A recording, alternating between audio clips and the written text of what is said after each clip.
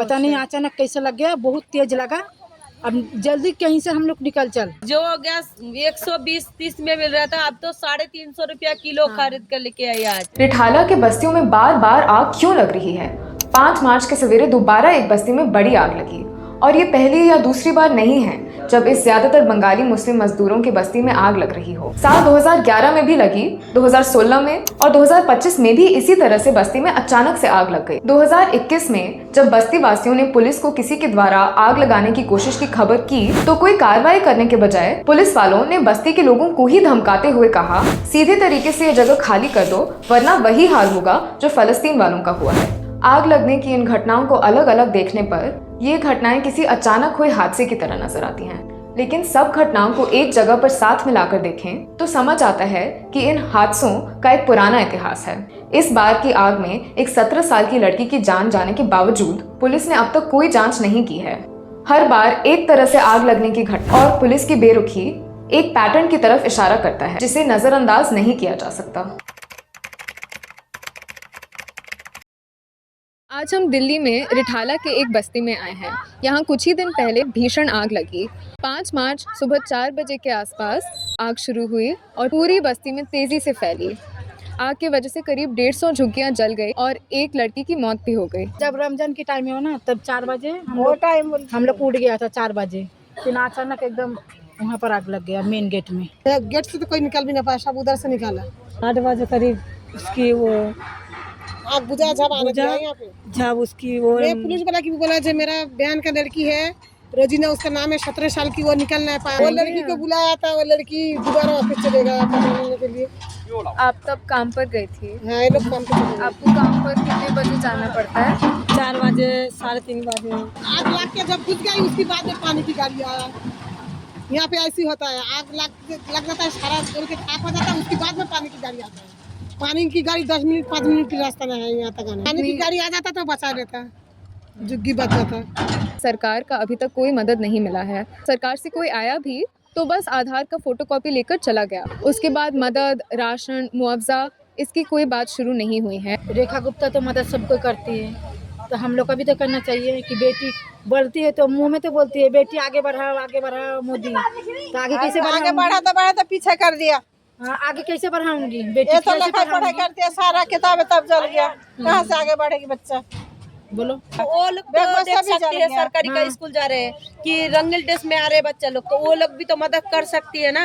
उधर से भी नहीं मदद मिल रहा है। 2016 में जब एक बहुत बड़ी आग रिठाला में हुई थी तब आप सरकार ने लोगों तक मुआवजा पहुंचाया था। लग गया था, आग लग गया तो सब कुछ मिला, टैन वगैरह, पानी वगैरह, खाना पीना सब मिल जाता था। जब से ये सरकार आया अभी तो भी सरकार कुछ नहीं मिलती है यहाँ पे।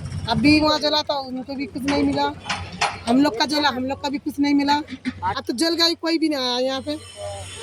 यहाँ पे वोट डालता है सब कुछ, हम तो दिल्ली में सब कुछ है हमारा।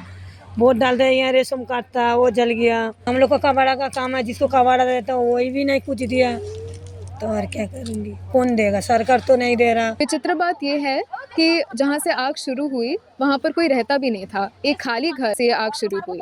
पता नहीं है कि शुरू किस वजह से हुआ और ये पता करने के लिए भी कोई जांच नहीं चालू है। कैसे हुआ नहीं हुआ कुछ नहीं। मिट्टी उठा के लेके गया, ये उठा के लेके गया, कहाँ क्या हुआ?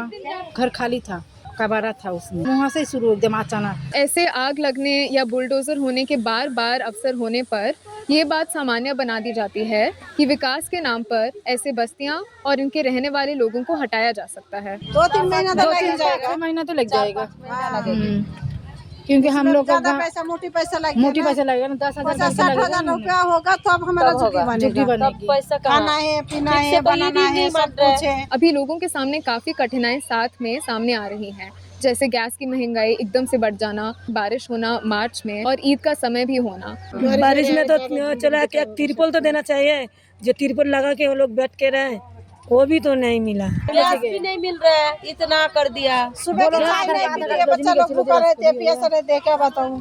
कोई बात रहा 600 रुपया किलो, कोई बात रहा 250 रुपया किलो, कोई बात रहा 300 रुपया किलो। जो गैस 120-30 में मिल रहा था, अब तो 350 रुपया किलो खरीद कर लेके आई आज, कल के ईद के लिए। ये 1 किलो गैस लेके आई, 100 रुपया किराया लिया, कितना पड़ गया। आग लगने की इन घटनाओं को अलग अलग देखने पर ये घटनाएं किसी अचानक हुए हादसे की तरह नजर आती हैं। लेकिन सब घटनाओं को एक जगह पर साथ मिलाकर देखें तो समझ आता है कि इन हादसों का एक पुराना इतिहास है। इन बस्तियों को चलाए रखने, नजरअंदाज करने और इनका सफाया करने की साजिशों के कारण ऐसे हादसों का खतरा इनके सर पर हमेशा मंडराता रहता है। 2021 में रिठाला पर आए माइग्रेंट वर्कर सॉलिडारिटी नेटवर्क की एक रिपोर्ट के मुताबिक जब रिठाला एक्सटेंशन की योजना बनी थी तब जमीन के मालिकों ने सरकारी कब्जे से बचने के लिए वहां प्रवासी मजदूरों को बसा दिया था। लेकिन जैसे ही सरकार का डर खत्म हुआ और पिछले 10 सालों में बंगाली बस्ती के आसपास बड़ी बड़ी इमारतें खड़ी हो गई तो इन बस्तियों को खाली कराने का दबाव बढ़ने लगा। 2014 से ही जमीन मालिकों ने ये बात खुलेआम कहना शुरू कर दिया कि बस्ती में आग लगाकर लोगों को वहां से भगा दिया जाएगा। ध्यान देने वाली बात यह भी है कि ऐसा सिर्फ रिठाला में नहीं हो रहा। पिछले कुछ सालों में दिल्ली की कई बस्तियों में ऐसी ही आग लगी है। अगर भारत से बाहर देखें तो ढाका की गारमेंट फैक्ट्री की आग हो या लंदन के ग्रेनफेल टावर का हादसा, ये सब दिखाते हैं कि वर्ल्ड क्लास शहर बनाने की चमक के पीछे जाति और वर्ग का एक ऐसा खेल है जो कुछ खास लोगों और जगहों के पूरे अस्तित्व को ही गैर जरूरी करार कर देता है। ये सारी घटनाएं बताती हैं कि किस तरह पूंजीवाद पुराने अंग्रेजों के समय के भेदभावों का फायदा उठाकर आगे बढ़ता है।